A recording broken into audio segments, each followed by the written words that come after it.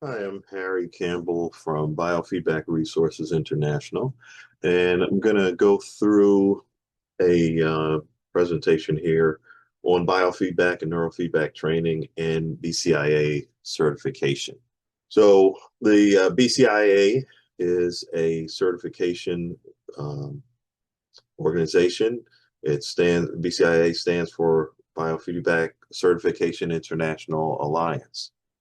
And there's a board certification. It establishes that a person has met entry level requirements for clinical practice of biofeedback. The BCIA certification is not a substitute for state issued license or other credential like certificate that would be issued from a state that would then give a person the right to practice a profession. People who are going for certification who don't have a license um, are required to practice under supervision of someone who is licensed when they are treating a medical or psychological disorder. There are different types of certification. We're going to talk about biofeedback that deals more with the body, and then neurofeedback is more specifically dealing with the brain. There are prerequisites for the certification for education, and this lists those prerequisites. So you have prerequisites that have to do with schooling that you've done previous to coming to biofeedback training. And then the training program itself that you would do, if you have the prerequisites already met, would be the biofeedback education. And these are the areas that it covers. It's 42 hours of training, starting with orientation to biofeedback and also including things like professional conduct, going through the different modalities and how you measure them, and so on. Then you have, after you've completed the training, you have practical biofeedback training, and you need to complete 20 hours of contact with a BCIA approved mentor. And with that mentor, you'd be reviewing 10 personal training sessions. So those are sessions that are done on yourself. And you need to be able to demonstrate self regulation. For instance, relaxing your muscles, increasing your hand temperature, uh, regulating your breathing, and so on. So, in addition to that, you have 50 sessions of practicing with clients or patients, and you need to do 10 sessions each of temperature, EMG for muscle, and then heart rate variability. That's for the 20 of the 50 sessions. I'm sorry, that would be 10 sessions each, so that would be 30 of the 50 sessions, and then the remaining 20 sessions can be any combination of EMG, temperature, GSR, skin conductance, heart rate variability, and respiration. Also, you would be reviewing 10 case studies with your mentor. Any of the sessions, the practice sessions, should be at least 20 minutes long. There's also an essential skills list that is provided by the BCIA from their website. When we're doing mentoring with people, we provide that for them. And there's this checklist where you go through to make sure that you are able to complete the essential skills. There's a human anatomy and physiology course that's required, and the BCIA sets those requirements for that. We can help you with ways to complete that if you haven't already done it in your previous schooling. And then if you're going to be practicing biofeedback independently, then you need to have a license in an approved healthcare field. There's also a certification exam that is given by the BCIA. Years ago, those would be done in person with a proctor. Now the exams are only offered with the BCIA online proctor service using cameras and artificial intelligence to monitor the security. There is a sort of suggested sequence for the requirements for certification, but there is flexibility with that. So first would be the anatomy and physiology course, then the didactic biofeedback education, then the mentored biofeedback training, and finally the exam. And I can tell you sometimes people will do the training first, then the anatomy and physiology if they need that. And some people will take the exam before they do their mentored biofeedback training, but this is what's recommended. Then it shows the fees that BCIA charges for that. There's also a certification by prior experience pathway that's available. This is only for people who have been doing biofeedback for a long time. If you're new to biofeedback, then this would not be the pathway for you. There's also a technician certification, and that would be the certification that a person that is not licensed would be able to get, and they would need to list who their supervisor is and get their supervisor to sign a form that indicates that they are supervising them. And this is a brochure that lists all of the details of the certification requirements. This is also available on the BCIA website, and we can also supply it for you. Here it lists the requirements for professional certification.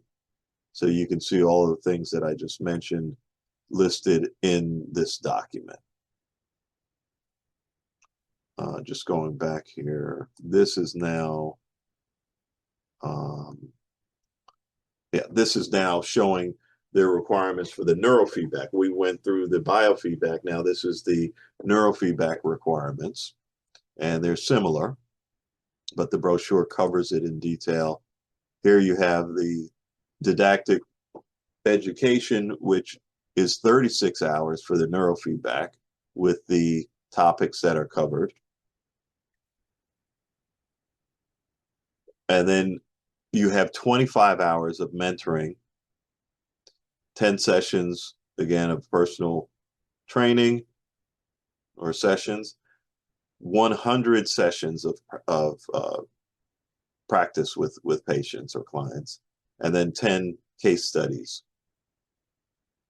The sessions also need to be 20 minutes minimum for neurofeedback as well. And here it lists that 2 of the contact hours with the mentor must be face-to-face. That can be waived if you're able to do it virtually with webcams and so on, but it is recommended, preferred if you can have 2 hours face-to-face. That's because it's easier to see a person applying the sensors and how they're working the equipment and so on with a person when you're face-to-face. And there's also an essential skills list for the neurofeedback as well.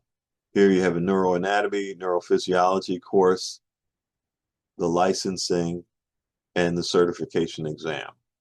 Similar with the sequence that we showed for biofeedback, the same thing for neurofeedback is what's recommended, but there's flexibility there. They also have the prior experience pathway for neurofeedback and the technician certification for neurofeedback as well.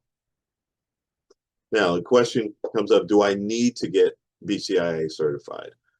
I would say that it is strongly recommended, suggested, It's not a legal requirement. The BCIA certification does add credibility for practitioners, because people would then know that you went through this extensive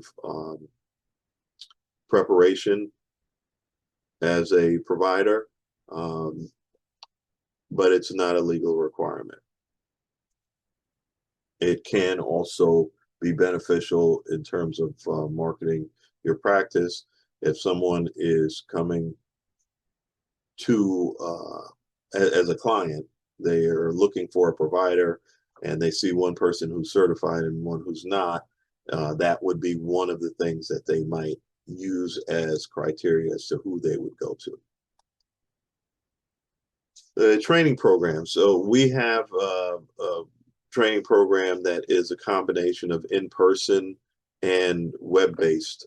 So it saves some of the travel time that would be involved if all of it was in person. We make sure that we do the things that are better to do in person, like working with the equipment and applying the sensors, working the software, and so on in person. And then some of the didactic information we provide in the virtual sessions. So we cover the 42 hours of the requirement.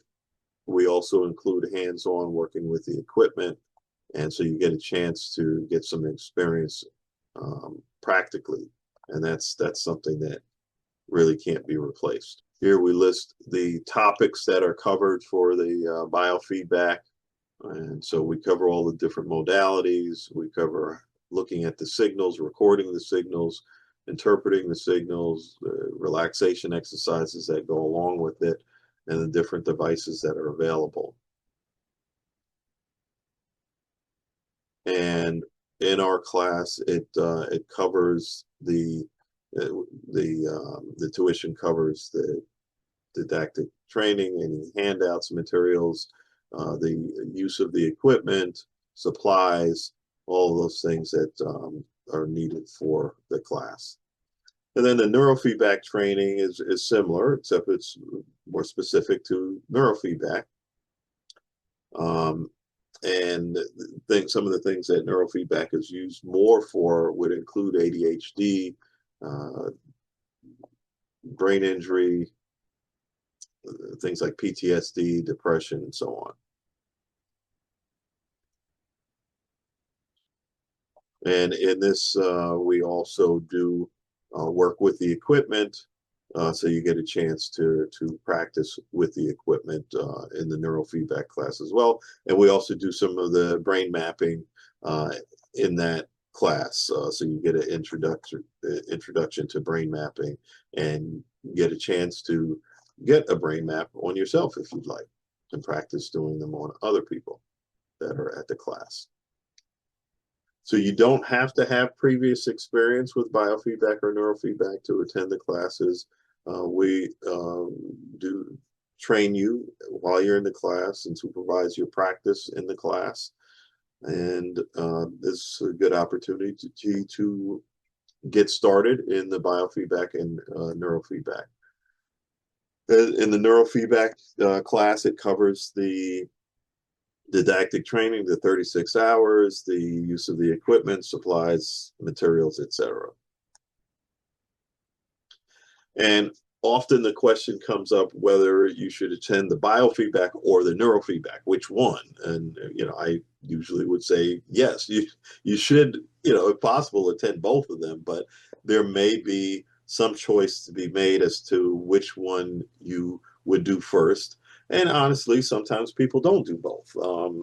If your interests lie in one area that would be connected more with one type of feedback, then that might be the one that you do. So this is a document that kind of helps to show which training might be the best match for you. In some cases, if it says NF, that's neurofeedback. If it says BF, that's biofeedback. And sometimes it has both of them. So that means that the application listed there on the left would be helped with biofeedback and neurofeedback. or either one. So there's some cases it's biofeedback would be the primary. Some cases neurofeedback would be the primary. You can call us and we can help to talk about that and help you decide which would make more sense for you to start with. So peripheral biofeedback. So when we say biofeedback, we mean peripheral biofeedback covering muscle tension, skin temperature, skin conductance, which has to do with sweat, heart rate variability, and respiration. Those would all be considered biofeedback. For neurofeedback, we would be talking about EEG or brainwave, QEEG, brain mapping, and then hemoencephalography or HEG, all having to do directly with the brain. So that's the presentation. This is the contact information here. And this is a presentation that I did for a group that was not really that familiar with biofeedback and neurofeedback, called Black Therapists Rock. So I did this as a way to introduce biofeedback and neurofeedback to that group, but I felt that there are many groups that might not be that familiar with biofeedback and neurofeedback. So I just wanted to do a general presentation and see if people have questions. You can contact me by phone or email, and I would be happy to discuss this further with you. So thanks for listening and viewing, and please contact me if I can be of more help.